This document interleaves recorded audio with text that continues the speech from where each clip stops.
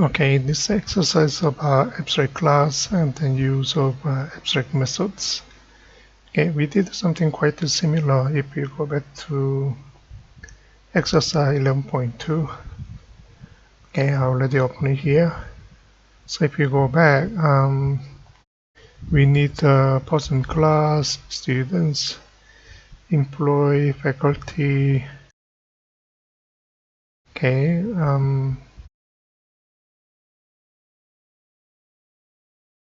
and then staff. Okay, just copy, paste it in package 13. Just say copy. Okay. Okay, here let me change to chapter 13. There should be 13. I think I copied the wrong one. Okay, never mind. Faculty 13, person 13, staff 13, student, and 13. Okay. So we are going to focus on employee. Okay, and then staff and faculty. Okay. So employee has it has to be an abstract class. Okay. So here we are not going to deal with calculation for salary. Okay. So we change to method relate to salary. So you can consider setting as a standard with the actual implementation. So we code it as abstract methods. And then this one we hide the implementation. Okay, leave it to subclasses. Set salary, we also change to abstract methods. You can have abstract method only in abstract class. That's why we change employee class as a abstract class. Okay, then you can go to faculty class, which is now become a subclass of employee. Okay, it says that you have to implement all abstract methods belongs to superclass called employee. Okay, so I just implement it.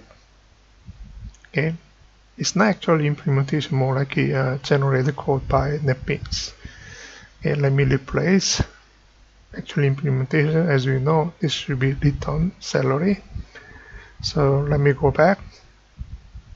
We are dealing with the salary. Okay.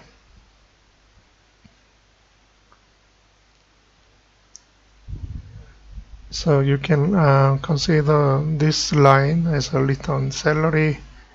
Set salary should be this dot salary equal to salary. Okay. Also here pretty much same. Okay. Staff, you need to implement two abstract method. One is get salary, one is set salary. Okay. Okay, this exercise about use of abstract class and the abstract methods. Okay, often we apply with the hierarchy. That's the main idea. Let's focus on how to implement this idea. Okay, go to employee, because this is where we have, used to have a salary. So copy that data field. Let me move up. Here is the salary, so that we can implement it. Return salary. Okay.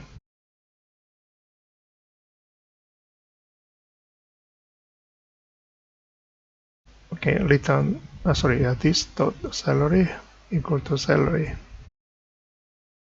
Use abstract class, you can actually set the standard in your subclass. Okay, because abstract class has an abstract method in superclass, must be implemented in subclass. Okay.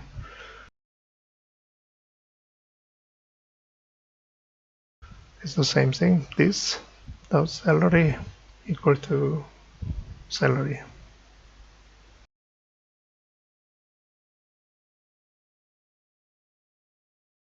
actual implementations, I will try to use the same example.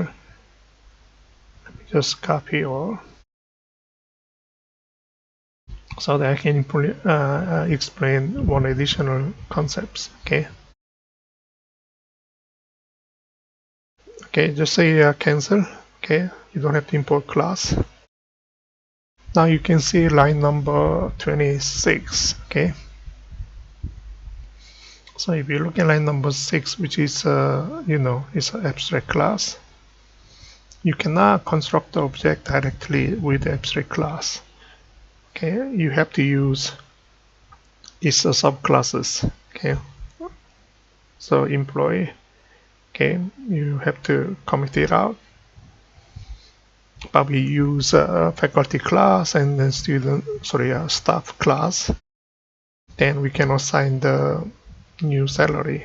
Okay, for example, faculty here, set salary, we implement it. Okay, so let's say 40,000. Okay, staff is 40,000 already there. If you press Control Spacebar, say it's implemented from staff class. Control Spacebar, say it's implemented from faculty class. That's exactly what we did. Okay. So here, let me update this toString. Okay, we are not using that toString for faculty. Okay, here.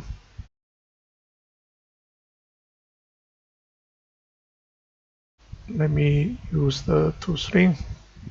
Okay, we are going to focus only those three. Okay, don't have to have a super toString. Okay, quick demonstrations. Okay, let me just get rid of that because we like to see the salary, and then data field belongs to this particular subclasses of abstract class called employee. Okay, now you can see the faculty and then staff has a 40,000 and 40,000. Okay, this is important concept to use abstract class and why you like to use abstract method in hierarchy. Okay.